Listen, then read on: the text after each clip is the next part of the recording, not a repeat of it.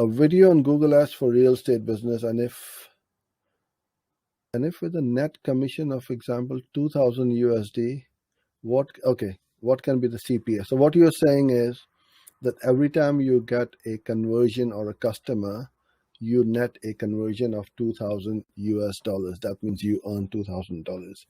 What you're asking me is what should be the CPA? I cannot answer that for you. In fact, nobody can answer that for you. I don't know what are your overheads, your lifestyle, how your business has been set up, and so on. You can afford to pay $50, $100, $200 for that customer, or you can even afford to pay $1,500 for a customer. Because if that customer has got a lifetime value of, let's say, 10,000, then why wouldn't you pay more to get that lead or acquire that customer? So without knowing your situation and how many transactions happen after that initial transaction, is the customer coming back every month, every 2 months? And let's say they come back 5 times in the next 12 months and they're spending an average of 5,000, then your customer lifetime value is quite high. And then you need to work out how much you can afford to pay to acquire a customer.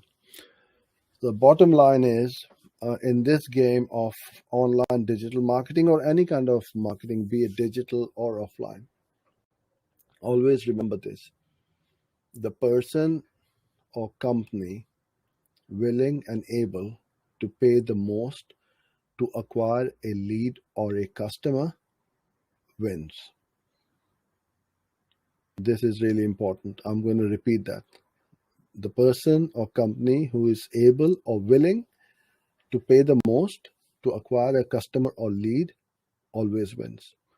So you want to be very aggressive with your bidding and budgets. You don't want to get outranked or outbidded by your competitors, because if your ads are showing all the time right at the top and on multiple platforms like search, display, video, and so on, you are going to dominate your niche, and your competitors won't be able to compete with you.